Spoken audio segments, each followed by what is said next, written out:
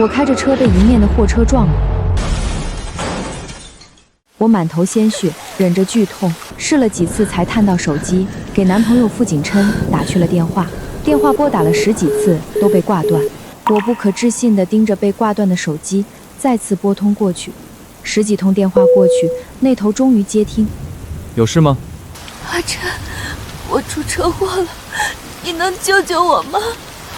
怎么，我回来你就能好了？出车祸就找警察，有病就找医生。我很忙的，没空陪你玩这些过家家的小游戏。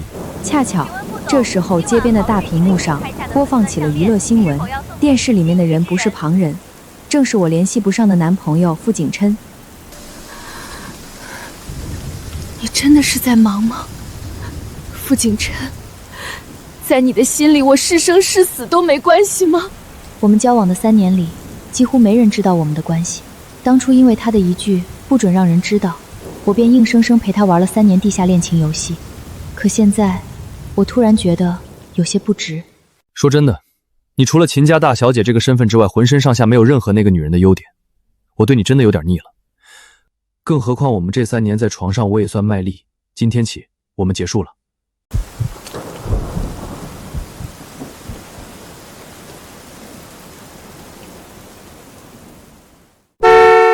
汽车刺耳的鸣笛声响起，我被刺激的气血翻涌，眼前一黑，整个人晕倒在方向盘上。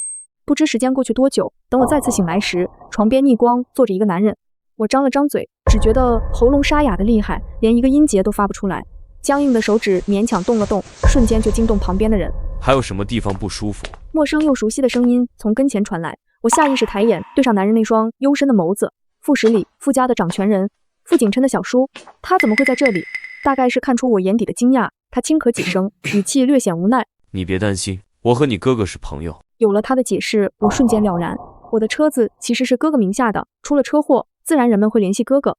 眼前人和哥哥关系好，大概是被他要央求过来看看情况。我点点头，用沙哑的嗓音开口：谢谢你。傅十里端水的手一顿，幽冷的眸子里划过一丝不悦。我被他的样子吓到，不禁瑟缩了一下脖子，连忙垂下头。就在气氛逐渐僵硬时，一双骨节分明的手将水杯递到我嘴边，他磁性的嗓音传入耳畔，莫名的能够蛊惑心神。喝吧，其实我和你哥年纪差不多。听着他莫名解释的一句话，我突然想到自己刚刚的尊称似乎有些不太合适，可联想到他和傅景琛的关系，我只能无奈低着头，装作什么都没听懂。直到一杯水喝下大半，他收回手，主动退后半步。你哥说还需要几天才能回来，拜托我照顾你，今晚就搬到泉水湾公寓那边住吧。他的话让我僵住，想到傅家的情况，我连忙摇头。傅十里也不意外，只是自顾自的解释，那边有最专业的医疗团队，更何况你不是最讨厌消毒水的味道。最后一句话出口，我和他都愣在原地。这是除了当时与我一起出车祸擦破手臂的傅景琛以外，几乎无人知晓。那次他意外救下我，才与我认识，渐渐展开强烈追求。当时少女怀春，又遇上救命恩人，各种原因叠加在一起，几乎没过多久就被他追到手。只是他很少提起那晚的事，仿佛一切都未曾发生。我只以为他不屑于用恩情绑架我，便没再多问。可傅十里如此确定的话，却让我心底生出疑惑和怀疑。一般人都不太喜欢。可他的解释却再次打破我的期盼。我收回视线，压下心底那一抹若有若无的酸涩。最终在短暂的交涉之后，我跟着他一起回到了公寓。刚进门，我就被猛地冲出来的小狗绊倒。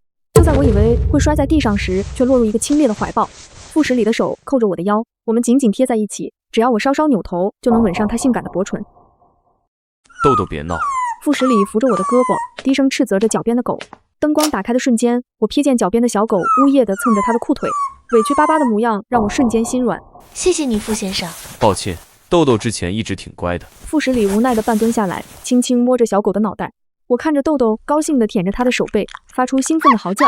一人一狗站在玄关处，这样的画面看着格外温馨。片刻后，我们大眼瞪小眼地坐在沙发上，豆豆瞪着一双圆溜溜的眼睛盯着我，我与他对看，丝毫不示弱。这几天我可能要出差，能麻烦你帮我照顾一下豆豆吗？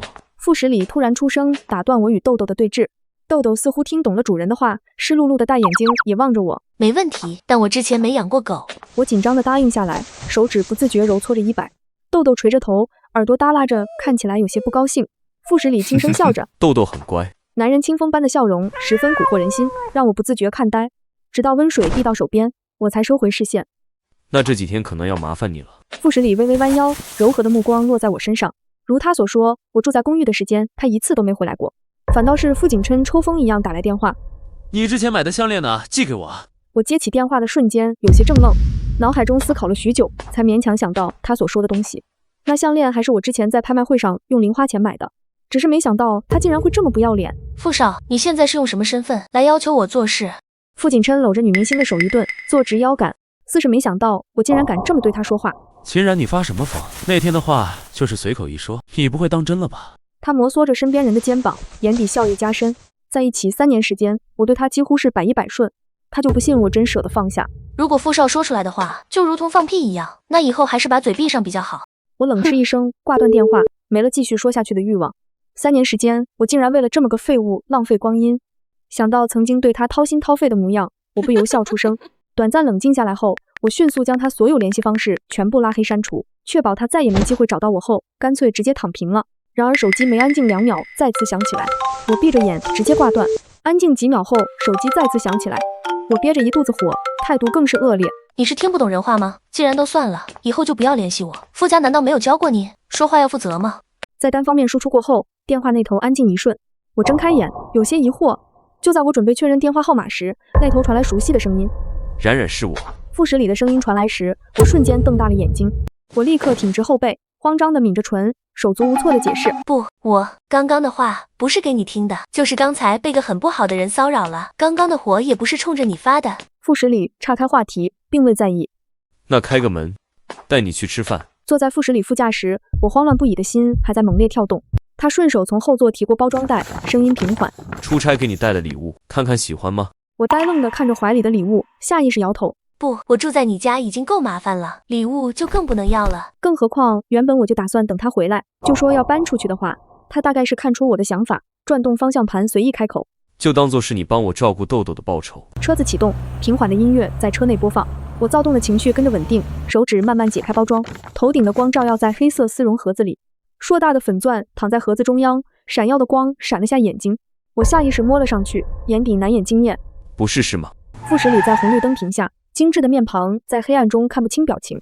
我合上盒子，表情严肃。照顾豆豆只是顺手的事，我不认为这个报酬是合理的。这么贵重的东西，应该送给更合适的人。礼物被拒绝，傅十里觉得心情有些郁闷。在国外，他询问了许多人，这才挑出一个并不显眼的礼物。本以为小姑娘能欣然接受，没想到还是被拒了。他叹了口气，语气里夹杂几分委屈。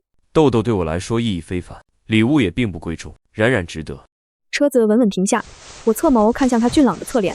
和傅景琛在一起的时间，我很少听到这些赞扬的话，他对我也只有不耐烦与敷衍，偶尔心血来潮才会夸上几句。可我那时一心扑在他身上，丝毫没在意，因为他的随口一夸就能开心好几天，甚至为了他将秦家的产业与项目双手奉上。想到这里，我猛然看向傅十里，他被我看得一怔，轻声道：不喜欢这家餐厅。我顺着他的目光看去，眼神微凉。W 家的私厨餐厅需要提前1个月预约，来这里的都是有头有脸的人物，还必须得和老板关系好才能选到好位置。仰头看去，窗边坐着的就是傅景琛与他前几日的绯闻女友。刚刚的好心情瞬间被湮灭，我瘪着嘴吐槽：还真是冤家路窄。傅十里显然也看到上面的人，不悦的蹙眉。换一家。他立刻做出决定，转身时被我抓住手腕。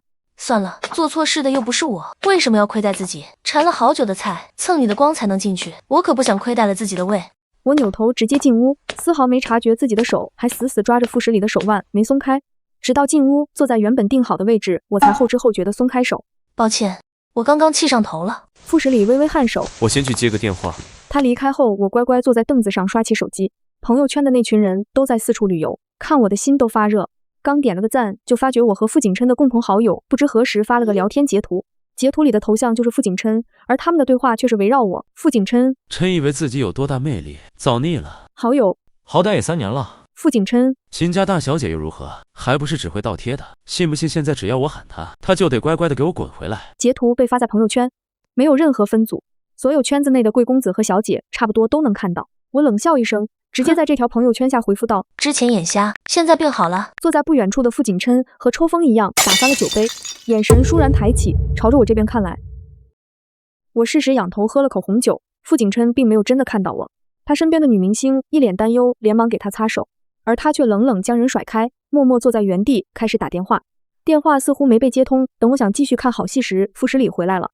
他的身影恰好挡住那边的情况，也让我将目光主动放在他身上。看什么这么入神？想着朋友圈那群无聊的人，我无奈失笑。没什么，只是看到点幼稚的事。他见我不愿意多说，便也没有继续问。早就点好的菜很快上桌，我诧异地看着满桌盛宴。如果只是平常家宴，我或许就埋头苦吃。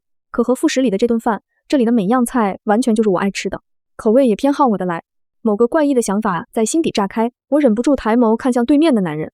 我这人一向心直口快，想到什么也就直接问了。傅先生，你是不是喜欢我？秦冉，为了追我，你竟然都跑到这儿来了，还跟别的野男人幽会，我看你是真的疯了。两道声音同时响起，傅景琛说话的速度更快，明显盖过了我刚刚想说的话。我倒是要看看，到底是哪个不长眼的感动我的人。他说着这话，还满脸怒意地走到傅十里身边，在看清那张脸后，他彻底傻了。小叔，原本还叫嚣着要收拾人的傅少，现在立刻就萎靡了。他耷拉着脑袋，颤颤巍巍地瞪我两眼，我饶有兴致地打量着他此刻狼狈的样子，不由笑出声。刚刚叫嚣着要收拾人啊，怎么不动手？傅景琛，你是不是不敢？要不要喝杯酒壮壮胆子？桌上的红酒被我倒了满杯，白嫩的指尖慢慢推着酒杯到他眼前。傅景琛看了一眼，表情骤变。秦冉，你别作死。尽管他再怎么压低声音，可傅十里和我依旧能听得清清楚楚。我这人一向不作死的，只不过傅少之前拿走秦家的那点项目，是不是该吐出来了？傅景琛是傅家少爷，老爸是第三个，家族被傅十里掌管，但他们也有自己的产业，他们自己的公司就是他在打理，每年几房都要默默比拼，有我的帮助，傅景琛这一脉才算站稳脚跟，稳稳地站在傅十里下面。而现在我突然不想这样了。我看着对面的男人，轻声道，比起你们不中用的三房，其实我觉得傅总更有性价比。这话说得极其不给面，甚至有些过界。就在周围人朝我投来看戏的表情时，只见对面神色莫名的男人缓缓点头。在所有人震惊的目光中，他夹起一块肉放在我碗里，尝尝，味道不错，合作的事明天再谈。气氛安静良久，傅景琛难掩震惊地看向我，最后又将目光落在他小叔身上，几番下来，似乎我们之间有什么不可告人的秘密一般。挣扎过后，他的目光紧紧盯着他。小叔，不能和秦家合作。秦冉是我女朋友，她将来是要跟我结婚的。傅景琛是傅家少爷，当然从小就懂得利益取舍。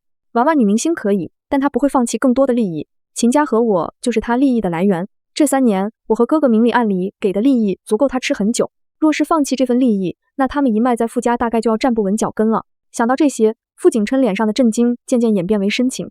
他快步走到我跟前，双眼含情地拉着我的手。冉，我知道你在生气热搜的事，但我保证那都是逢场作戏。况且生意上的事你也知道，免不了需要点这种人来挡挡。但我保证，结婚以后我肯定只有你一个女人，傅太太的身份永远只能是你的。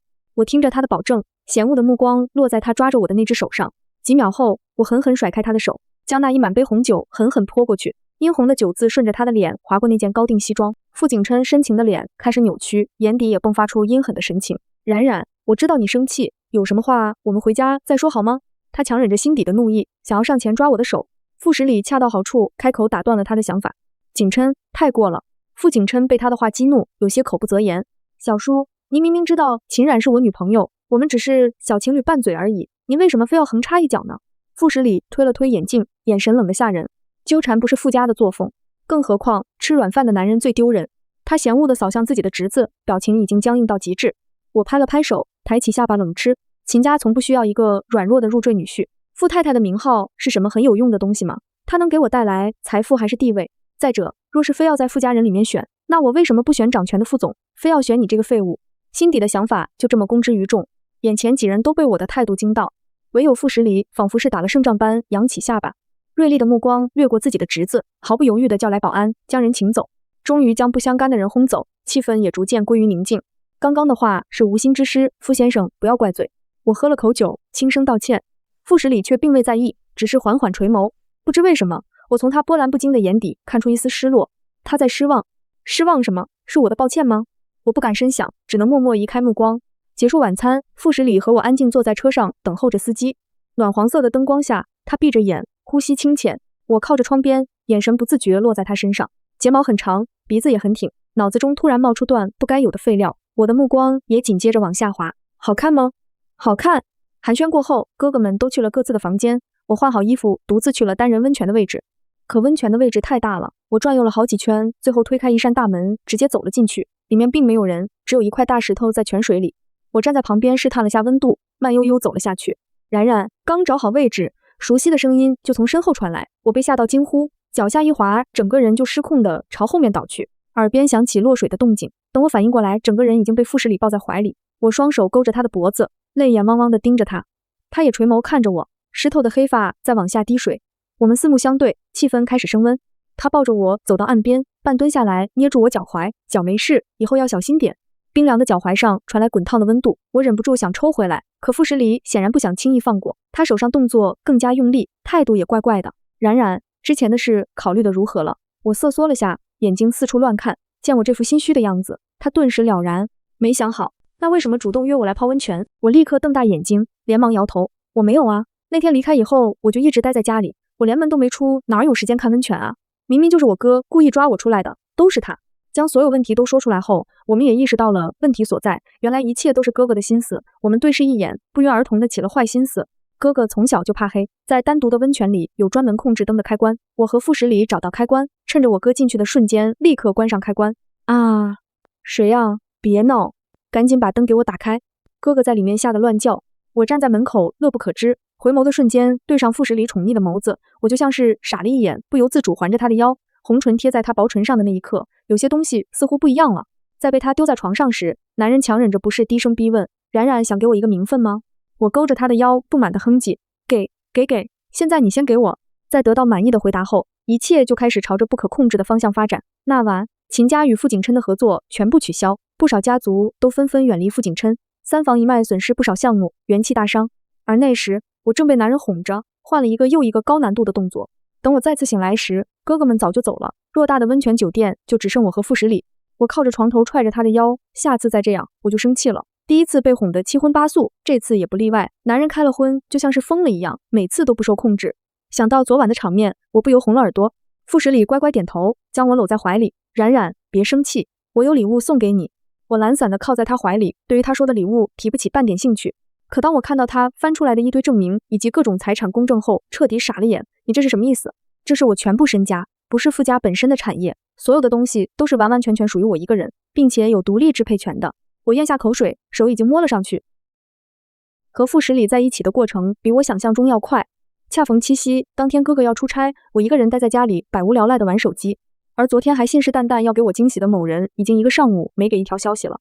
哎，男人啊，得到了就不珍惜。我啧了一声，丢下手机，转身去了卧室。等我收拾好自己再次出来时，手机上都是哥哥和傅十里的未接来电。看着消息，我心底一慌，正想打回去时，哥哥的电话便来了。冉冉，出事了。按照我哥给的地址赶到傅氏旗下医院时，我看到了傅十里的秘书正一脸紧张地守在门口，他袖口和裤腿上都染着血，一股莫名的慌张将我笼罩。我咬着牙，拼命克制自己想哭的冲动。秦小姐，傅十里呢？他人呢？我努力让自己的声音听上去淡定点，但眼前的状况已经让我大脑一片空白。秘书犹豫2秒，一脸深沉道：原本傅总今天是重要的私事去处理，上午将所有的工作都完成之后，我们就从公司出发，准备去订个餐厅。没想到路上来了个莫名其妙的车，直接撞上来了。如果不是当时他反应的够快，这会儿估计两人都躺进去了。可惜傅总，车祸这2个字砸得我头晕目眩，一脸煞白到说不出话。怎么会突然遇到车祸呢？傅十里这人平时端庄守礼，即便圈里人一直都评价他是活阎王，但也没人光明正大的用这样的手段害人，除非这人是傅家的。这段时间，傅十里和我以及哥哥都对傅景琛的公司以及三房的其他产业进行了不同等级的攻击。当初3年给出去的东西，1个月之内以不同方式都收回来了。傅十里的手段比我想象中更加强硬，或许这就是他出车祸的理由。意识到这点，我立马给哥哥发消息。下一秒，急救室的大门被推开，医生戴着口罩走出来，看了我们几眼。医生，病人怎么样了？他还好吗？我快步上前，不等他开口，就急忙问出自己想要的答案。患者头部遭到重击，虽然手术很成功，但还在昏迷当中。至于什么时候能苏醒过来，一切都未可知。医生又交代了些其他的注意事项，可我已经没有想法去听了。秘书问完具体问题后，朝我走来时，一眼就看到我煞白的脸以及不自觉滑落的眼泪。他不自然地摸了摸鼻子，余光扫过刚从包扎地方出来的男人。啊，骗人真的很过分啊！秦小姐，您先别哭。其实出车祸的时候，我打方向盘时，路上还有一个……他的话还没说完，我已经捏着手机转身走了。跑去病房的路上，我被一道力度猛地拉进怀里。放开我！话出口的瞬间，我闻到熟悉的气息，抬眼时，傅十里正安稳地站在我眼前，看着他脸上的伤口，视线缓缓在身上扫了一圈，最后落在他打着石膏的胳膊上。心里原本有很多话想说，可在看到他时，都化为了数不清的眼泪。傅十里看着我的样子，有点手足无措。他可以处理上亿的项目，但唯独对我的眼泪无法淡定。冉冉别哭，我错了。今天七夕，本来订个餐厅给你个惊喜，没想到惊喜变成惊吓，原谅我好吗？他小声的在我耳边道歉，满眼都是害怕我生气的担忧。我话还没出口，一阵急促的脚步声从身后传来，傅家人齐刷刷的朝着傅十里而来。我被人群冲散，老爷子和傅十里的妈妈一左一右的站在他身边。不知是谁猛地在我腰后推了一把，我整个人失控的朝着身后倒下去。恰逢此刻有推着小车走来的护士，上面是各种针管和药水。我眼疾手快的伸手要抓住门框，勉强站稳，可脚踝却传来清晰的痛。傅十里早在我被推开时就黑了脸，刚刚的一幕更是直接落在眼里。他满脸怒意的喝退旁边人，看到我怪异的站姿，一眼就察觉到问题。在众人诧异的目光中，他单手将我抱起来，急匆匆的到骨科。检查结束后是骨裂。我躺在床上，表情有些僵硬。我们俩有点倒霉。病房里的气氛有些僵硬，傅十里坐在我病床旁的凳子上，锐利的眼神扫过周围的那群人，最后目光落在一个常年不熟悉的后辈身上。傅家人最厌恶背后出阴招，这就是你的教养？他的话如同重锤，狠狠地敲在每一个傅家人心口。大家的视线不约而同扫向那个后辈。斥责声响起之前，哥哥来了。他刚进门就看到满屋子的傅家人，又看到我高高肿起来的脚踝，心疼的脸色都变了。哟，这么多人呢？傅家这是打算趁着我不在欺负我妹妹？哥哥铁青着一张脸，不笑的时候也有很大的威慑力。他抛下合作，调动了私人飞机赶回来，没曾想见到的会是这样一个场面。哥，你先别说话。哥哥制止了我的话，讥讽的目光落在傅十里身上。他快步走到病床边上，居高临下的盯着自己多年好友，最终扯着唇笑出声，还没在一起呢，出点事傅家就搞得像三堂会审一样。要不是你当初苦苦哀求，我看到你的真心，你以为我稀罕那些狗屁项目？我妹妹怎么受伤的，我心里清楚。你们之间事从现在开始就结束了。秦家不欢迎傅家人，滚！哥哥冷着脸，一副冷傲的样子，说出不中听的话。我没说话，依旧保持沉默。受伤、被欺负，这都是事实。傅家人动的手，我也不会轻易放过。大概没想到事情会闹到这个地步。我们刚在一块的那一天，傅十里就在家族群上上下下警告了一遍。在今天，他原本要确定我们的关系，谁曾想一切都被搞砸了。傅十里站起身，漆黑的眼眸里闪烁着泪光。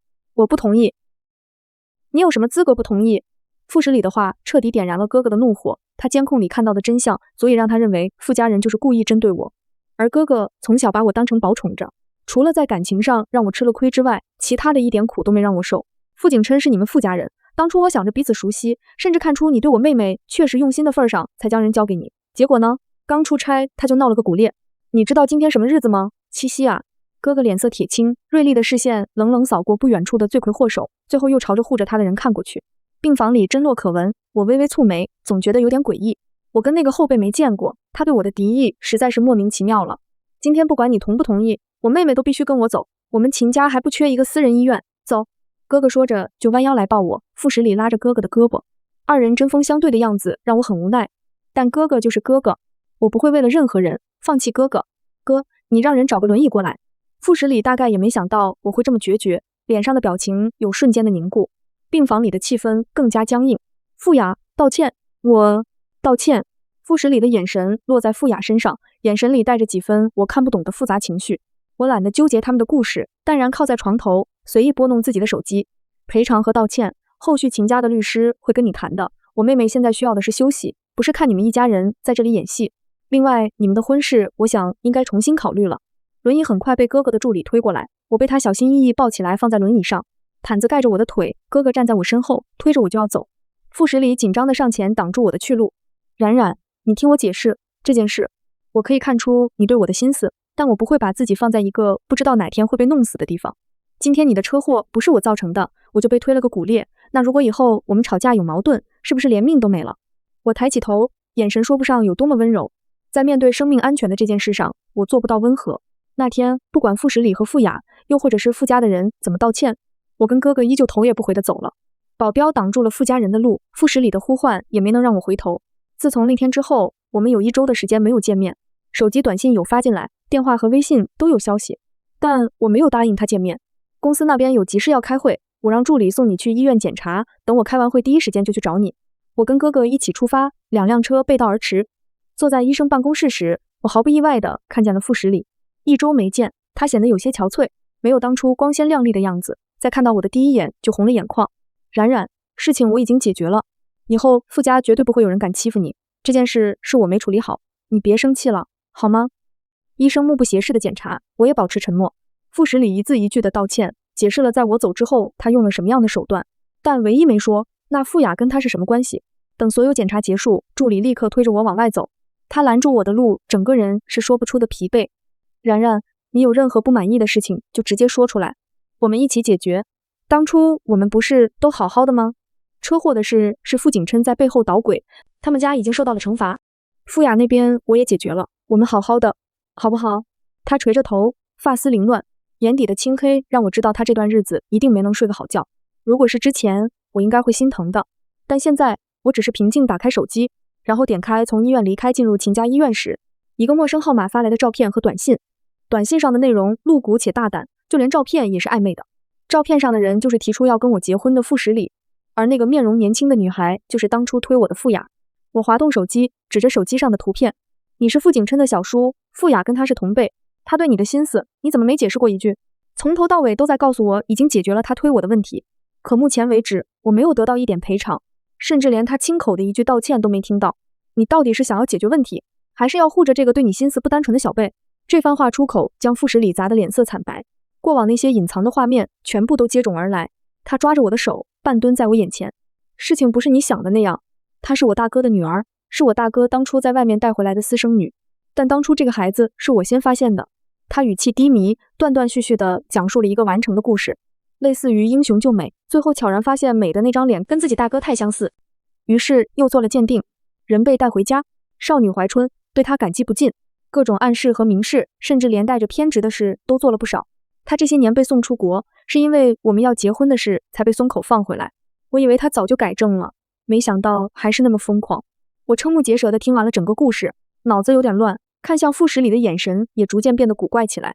哥哥的声音就在此刻出现，傅总魅力真大，连自家小辈都对你暗恋多年，外面又是各种千金小姐等着上位，我妹妹是你自己要求来的，那我希望您能解决好这些麻烦事，不然我也不介意亲自动手。他在带着我转院那天就把傅雅的消息查得清清楚楚，只是大概涉及到这些有点丢人的东西，傅家隐瞒得很干净，直到今天跟我一起，哥哥才得知了全貌。傅十里表情凝重，语气也严肃了起来。傅雅我会处理，我大哥那边的财产和股权也早就处理了。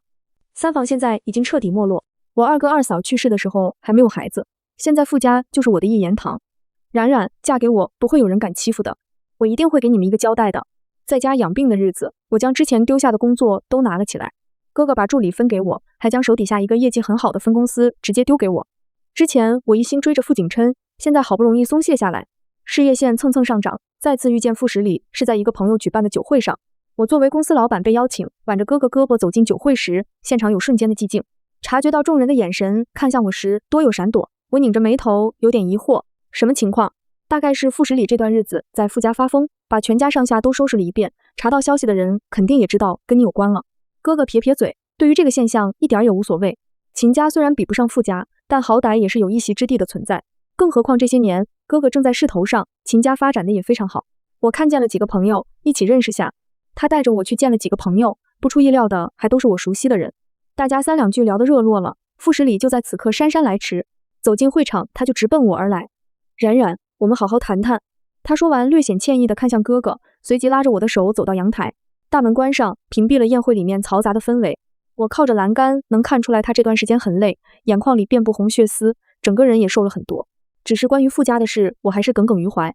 大哥将傅雅踢出了傅家，给了他一大笔钱，当初他妈妈就是借着酒爬上我大哥的床，这次调查才有了结果。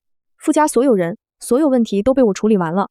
傅十里说完这番话，紧张地看向我，冉冉，给我一个机会好吗？他的所作所为我不触动是假的，都在一个圈子，能听到的消息也都是真的。傅家现在彻底沦为他的一言堂，傅景琛早就被收拾得干干净净，我想要的一切都能触手可及。酒会结束后，我们重新走到了一起，只是我没再提及订婚和结婚的事，我们默契地保持联系，约会、接吻，甚至是亲密的事，只是感情中间好像总是有了裂痕。他不解释，我也没问。哥哥开始变得忙碌起来，分公司的业绩越来越好。我和哥哥各自被称为秦总，一起出场时，大家看向我们的眼神也都带着敬意。时间一晃到了盛夏，傅十里去了趟港城，出差回来那天下了场很大的雨。他将车开到我自己买的公寓，手里提着礼物。我穿着睡衣倚在门口，看着他湿透了的肩膀，眼神瞥了下他的脸。我们谈谈吧。那晚他点了根烟，我第一次听说了他的往事，也察觉到他在傅家的地位。在朦胧的烟雾中，我仿佛看到了那个曾经被老爷子带回来的小儿子，被培养成家里最锋利的刀。4个儿子，他年纪最小，经历的一切都是老爷子给的任务。大哥的打压，二哥的冷嘲热讽，甚至是三哥的阴招。后来他们的孩子也会跟着一起对付他。傅雅就是其中一枚棋子。直到此刻，我才恍然反应过来，他看向傅雅的眼神里复杂的到底是什么？自己亲手就回来的人，竟然成了自己的敌人，太可笑了。我们聊到深夜，他将自己剖析得十分干净，傅家内部的阴暗都被他摆在我眼前。他沉沉睡下前，拉着我的手，语气里夹杂着深深的无奈与害怕。冉冉，希望你不要害怕我，也不要畏惧跟我的婚姻。我看着男人的睡颜，终于露出这么久以来的第一个笑容。我们相拥而眠，解开了彼此的心结后，傅十里压抑的感情似乎得到了质的飞跃。他甚至就像是打通了任督二脉，天天给我公司送花，每天中午的午餐也都是他亲自送过来，每天下班亲自来接我，甚至每周一次的惊喜晚宴一定会有。他像是要弥补我这些年遭遇的所有不公。又是一个约会，我在漂亮的情侣餐厅遇到了当初跟着傅景琛一起出国的女明星。当初跟着傅景琛时，他脖子上挂着上衣的粉钻。再相遇，他跟着一个秃顶的投资商身边，脸上不再是精致的妆容，甚至连口红都糊了。见到我，他像是有满肚子的怨恨，死死盯着我，那眼神像是要把我生吞活剥了。傅十里见我频频走神，也开始怀疑起自己选择餐厅的想法是不是错了。怎么了？不合口味？我收回视线，淡定朝他摇头。挺好吃的，就是看见个熟人，我先去个洗手间。在洗手间补完妆，没等到那个女明星，我收起了那些想要问清楚的心思，转身出去时，恰好撞见他端着一杯酒，故意朝着傅十里的怀里泼过去。酒水顺着他特意定制跟我约会的西装上，他的表情瞬间凝固，眼底的怒意像是要将人烧化。我不紧不慢走过去，满眼兴味。抱歉先生，我不是故意的，您可以把西装脱下来，等我清理好了以后还给您。女明星惊慌到准备上手，傅十里后撤3步，守在外面的保镖立刻冲进来，几人隔开他们，他冷冷地盯着女明星。知道傅景琛有女朋友的时候，还要跟着他去国外鬼混，捞了不少好处之后，趁着他落寞就跑。现在用这么低级的手段来搭讪，是觉得那个投资商给的不够多吗？这番话他并没有压低声音，旁边几桌都看到了这里发生的事，包括刚刚出去打电话的投资商。在看清我和傅十里的脸后，他低三下四的道歉，转头就给了女明星一巴掌，提着自己的包二话不说就跑了。小插曲过去，第二天关于那个女明星的黑料就曝光了，铺天盖地的黑料挂在网上，他被圈内彻底封杀。第二天那个投资商的公司破了产，圈内人都说傅十里冲冠一怒为红颜。在这个节骨眼上，傅景琛悄悄从国外溜回来，避开了所有眼线，趁着我去见客户的时候守在停车场。我刚坐上车，车门就被关上，他坐在我身侧，双手拉住我的胳膊，满眼急切。我在国外听说了你跟小叔的事，我知道这都是假的，他就是为了拿走傅家的产业，故意在跟你演戏。跟你在一起的事闹得越大，他在背地里收拾傅家的那些手段就可以被掩盖。但是他不爱你，他就是利用你。冉冉，我这次回来就是为了接你走的。几个月没见，傅景琛早就没了当初贵公子的样子。此刻的他小脸黝黑，头发也是粗糙的厉害，身上的西装早就不是私人定制的款式，反而有点像我们曾经在一起时我送他的礼物。看着他大张旗鼓的样子，我觉得好笑。他利用我也好，爱我也好，这都是我自己要做的事。我跟他的事跟你无关，如果你再不下车，就别怪我报警了。双手被他死死按住，我挣脱不了分毫。傅景琛双眼通红，声音沙哑：不，我不信，你那么爱我，肯定就是被小叔蒙蔽了。你放心，我一定会给你幸福的。这次回来，我就是为了带你出国的。他说完，从兜里掏出手帕捂住我的口鼻。不等我反应，浓重的气味让我眼前一黑，直接晕了过去。迷糊间，整个人被放倒在座椅上。他绕到驾驶位，车子立刻就从停车场飞驰出去。不知过了多久，傅十里来公司接我下班时，才被告知我下去出去见客户。客户反馈没见到我，监控显示了一切。傅十里带着人和警察在各处查找车辆。彼时我已经被傅景琛带着朝港口而去。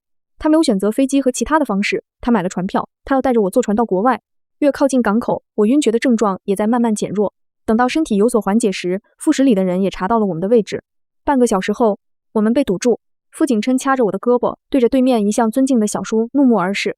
小叔，你为什么要这么对我？冉冉是我女朋友，我们相爱了这么多年，凭什么因为我一个错误，你就要抢走她？凭什么？察觉到他的状态不对劲，傅十里并没有激怒他，缓慢地放松他的警惕。就在他有些松懈时，那个被封杀的女明星不知道从什么地方冒出来，她尖锐的嗓音穿透整个港口。杀了他！你不在的时候，他早就跟你小叔滚在一起了。那些我发给你的照片，都是他们厮混在一起的证据。他们早就睡了，他脏了。女明星的脸不知怎么毁容了，加上她现在狰狞的表情，显得她整个人格外扭曲。她的这番话也激起了傅景琛的怒意，下一秒，他就发了疯似的拽着我跳进海里。坠入刺骨的海水前，我只感叹自己倒霉，也唾弃自己怎么会爱上这样一个疯子。剩下的人被解决得很快，女明星被直接摁住，傅十里第一时间跳下来救我。在睁眼时，我又来了医院。病房安静的吓人，沙发那边守着哥哥，我床边守着傅十里。可可，听到我的动静，两个人几乎是同时睁开眼。妹妹，有什么不舒服吗？冉冉，你总算醒了。两个人都红着眼看着他们胡子拉碴的样子，我大概能猜到自己应该昏迷了很久。等到医生的一番检查结束，我动了动几乎僵硬的手指，压着嗓子难受的感觉看向他们。在哥哥的解释中，我知道自己昏睡了1个星期。海水带来的刺激，加上被绑架的恐慌，让我的大脑自动陷入了休眠模式。要不是医生说我会有苏醒的可能，他们两个大概早就抱起骂人了。见我苏醒，他们两个之间的氛围总算是好起来了。压抑的情绪让他们两个说话2句就点燃了彼此的怒火。我被强制在医院待了1个月，最终我死皮赖脸的回了家。回家就是好啊，待在医院我整个人都要退化了。傅十里带着我回了别墅，为了我的健康考虑，家里多了2个营养师，还配备了几个保姆。保镖、司机都是他最信任的人，公司的事他跟哥哥帮我处理掉，我成了全家最闲的人，每天追剧、玩游戏，趁我的日常，闲得无聊的时候，抓住哥哥和傅十里给的资源，我联合朋友一起搞了家娱乐公司。起初签约的大多数都是新人，知道有人传出公司背后的老板是我，部分演员和歌手，连带有几个要专心的爱豆，也纷纷朝着我们公司投来想签约的意向。等到小半个月后，我签了不少艺人，公司走上正轨。每天去公司开会时，傅十里都不高兴，每天都要哄着去公司不许看那些人，不然我就封杀他们。对于公司那些男艺人，他似乎有天然的敌意，对此我只当他没有安全感。直到后来，他的没有安全感渐渐演变成每天上班送我进办公室，中午来跟我一起吃饭，到最后偶尔会把工作搬到我这里来完成。公司成立快半年的时候，我们的公司迁到了傅十里公司附近，2个公司来回10分钟的路程，他几乎要扎根我的办公室。对此，我提出了自己第1个要求，要不我们把婚礼提上日程吧。傅十里看文件的手一顿，立马从文件堆里抬眸，一双眼睛亮晶晶的看向我。从闹矛盾到现在，我们之间的感情越来越近，不用多说，我自己也能察觉到，傅十里的没有安全感可以用结婚证来改变。这件事应该我来说的。从那天说过这件事后，他就将工作搬回了自己公司，每天开始早出晚归。我忙着公司的事，并没放在心上。等他跟哥哥回复信息的时间越来越晚，我开始察觉他们2个人一定背着我在搞什么事。终于，在我生日那天，一切的猜测都有了结果。生日当天，他们推掉了所有的会议，在酒店替我举办了一个生日宴会，邀请的人并不多，大多数都是彼此关系亲近的朋友。宴会开始之前，我就被傅十里的造型师做了一个最漂亮的造型，身上的衣服也都是定制款。哥哥1个晚上都在带着我认识各种朋友。临近结束，宴会忽然断了电，怎么回事？我紧张了一瞬，害怕朋友在我的生日宴上出什么问题。下一秒，以我为中心的灯光开始慢慢散开，我站在原地，看着头顶散落下来的灯光和花瓣，后台播放着我最喜欢的音乐，所有的朋友们都用羡慕的眼神看向我。傅十里在我期待的目光中一步步走到我眼前，宴会中被挡住的布景被扯下，偌大的宴会厅四周都放着我最喜欢的玫瑰，梦幻而又美妙的氛围让我不禁红了眼。和傅景琛在一起的那些年，我们也有过甜蜜的过往，只是那些甜蜜现在想起来都是我的一意孤行。而傅十里不用说就会给我曾经没享受过的一切，他乐意给我花钱，愿意为我的一句话拿下娱乐公司，也愿意为我的事忙前忙后，连我哥哥的公司他都给了不少资源。他的爱不是说说而已。在我陷入沉思时，傅十里走到我眼前，单膝跪在地上，蓝色的丝绒盒子缓缓打开，露出一颗硕大的鸽子蛋。我看着那个戒指，噗嗤笑出声，哪儿有人求婚用这么大的钻啊？傅十里摸了摸鼻子，一向淡定的脸上染上一丝红晕。我想给你最好的一切。婚戒在最后的阶段马上就完成，求婚戒指是我很早之前就准备好的，我已经偷偷爱了你很久，没想过有一天月亮会奔我而来，大概是我运气好，我等到了这个机会。冉冉，你愿意？舒缓又浪漫的音乐伴随着他低沉磁性的嗓音一起，让整个现场变得更加浪漫。我吸了吸鼻子，没有任何犹豫的点头。我愿意。看着鸽子蛋被缓缓推上手指，我拉着傅十里起身，四目相对，柔情蜜意。一吻结束，现场纷纷扬扬的花瓣都成了我们的祝福。那天过后，我和傅十里的关系公之于众，圈内好友纷纷恭喜。哥哥在家里笑得鸡贼，俨然一副正确做派，在被我殴打时，他也丝毫不求饶，只是笑得格外灿烂。为了追你，那家伙给了我不少好处。你要知道，你哥奋斗努力5年，都没他给的那些东西多。况且他是真心实意对你好的人，不像是那个渣男。哥哥的话让我停下动作，细数自己财产后面的零后也安静了。秦家不差钱，但绝对比不上傅家。傅十里单自己的个人财产都能比得上一个秦家，加上他这些年将傅家上下打理得井井有条，这样的男人适合我，适合秦家。最主要的是，不知何时，我早就在相处当中对他动了心。过往的不愉快一笔勾销，傅十里给了我曾经没享受过的一切。娱乐公司蒸蒸日上，分公司业绩也逐渐好起来，所有的一切都在变好。初冬降临，傅十里的任务变多了，出差的时间越来越长。哥，傅十里什么时候才能回来啊？这次出差已经半个月，自从他离开后，我就搬回家跟哥哥一起住，有个人拌嘴也好过一个人孤单的待在家里。哥哥扫了我一眼，在我第3次看手机时，他狠狠敲了下我的脑袋。半个小时前他就在门口等你，你在这里数钱，人家在等着你，什么时候发现这个惊喜，再不下去，你的老公就要冻成傻子了。被提醒后，我瞬间清醒，尖叫一声，猛地抱着哥哥晃荡了2下。啊，他终于回来了！我整理完造型后，提着裙子飞奔而去。在推开门的瞬间，原本等候在车旁的男人瞬间抬起头，傅十里！我高兴地挥挥手，扑到他怀里。太久没有见面，日思夜想的人就这么出现在眼前，我甚至能听到自己狂跳不已的心脏，眼底的喜悦更是无法掩盖。傅十里笑着捏上我的脸，语气宠溺：“慢点跑，别崴了脚。”我哼唧着蹭蹭他的脸，撅着嘴轻哼：“下次就直接进来吧，反正上次求婚的事，我哥也告诉爸妈了，他们都知道了。”傅十里搂着我的腰，略显倦意的脸上挂着淡淡的笑：“这次算了，刚出差回来就想着来看看你，没有带礼物就贸然上门，显得太不礼貌。等有空我会准备好礼物再来的。”我缩在他怀里，无意识地哼唧2声。他笑了下，在我额头落下一吻。如果不是觉得冬天的婚礼太冷，我真想马上就把你娶回家。我掐着他的胳膊，嗤笑：“你确定是因为冬天太冷，而不是你准备的世纪豪华婚礼需要的材料需要很长时间才能凑齐？他跟哥哥瞒着我的事，我早就听人说了。见没瞒住我，他也没有任何不高兴。给你的婚礼，总想着用最好的，你值得。”他抱着我，亲昵地蹭了蹭我的脸。许久没见，我们出去吃了饭。当晚我就直接搬回了我跟傅十里的别墅。哥哥半夜打电话过来时，我早就被累得瘫在床上。傅十里掐着我的腰，将我抱到浴室，随口敷衍2句，挂断电话。在我和傅十里婚约传开的时候，傅景琛不知道从哪儿得来的消息，在监狱里死活要见我一面。跟着傅十里到监狱，再次见到傅景琛时候，我第一眼真的没认出来。以往那个光鲜亮丽的大少爷，如今脸上带着伤，脸颊凹陷进去。瞧着他狼狈不堪的样子，我笑出声。几天不见，大少爷也有这么狼狈的时候了。他自嘲一笑，拍打着玻璃，眼里满是后悔。当初是我自己混蛋，我们在一起这么多年，感情稳定，彼此相爱，甚至马上就要结婚了。如果没有做出那件事，如果我能一直坚定自己的感情，现在要结婚的就是我们。在我们家里，我看着那些奉承的东西太多了，外面的女人就像是随手可以扔掉的衣服。那个小明星找上我的时候，真的特别像我们第一次相遇的时候，心软了一次，后面就一发不可收拾了。我冷笑着扫了他一眼，出轨就是出轨，还要给自己找那么多的借口。我还活着就给我找替身，当初不是你自己说的玩玩，现在说什么感情稳定，你不是一直说我倒贴吗？那张被甩在朋友圈的照片成为我的黑料。即便现在我和傅十里在一起，但当时被人骂的感觉还历历在目。我揉着眼睛，表情是说不出的冷淡。傅景琛脸色发白，似乎也没想到我竟然会提到这件事，只是当初他发出来也只是为了装面子，发出来那些东西是我的错。如果我知道因为这件事我们会走到这个地步，我一定不会做这种事。当初被挑拨了一下，我就头脑发热了。我也是个男人，谈了女朋友只能放在身边看着，提出来结婚你又一直犹豫，身边的那群人一直都看我笑话，觉得我根本就不会跟你结婚。其实我很喜欢你，也想过跟你结婚。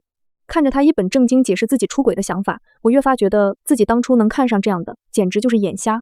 不说一早就看上傅十里，最起码这样的人渣不配。傅家的教育竟然会出你这么个废物，真是可笑。难怪三房的公司一直走下坡路，教育出你这样的东西也真是。傅十里后面的话并没有说完，只是那双眼睛里透露出来的细节太多了。见到小叔，傅景琛的表情有瞬间凝固，在想到我们的婚约后，他的眼神也带上愤怒。小叔，你明知道她是我女朋友，但你还是不顾一切的勾引她，趁着我们闹矛盾，就要跟他结婚，你难道不考虑一下他的感受？他爱了我这么多年，跟你在一起又如何？难道会马上就爱上你？傅景琛对于这个小叔是忌惮的，从小见到这个小叔都是不苟言笑的。爷爷一直都说以后傅家就靠着小叔一个人撑着，爸妈一直都看不上这个后来的小叔，他们一直教导他要勇敢的抢夺。当初知道小叔心里有个爱而不得的人时，他甚至为自己被秦冉深爱着而沾沾自喜。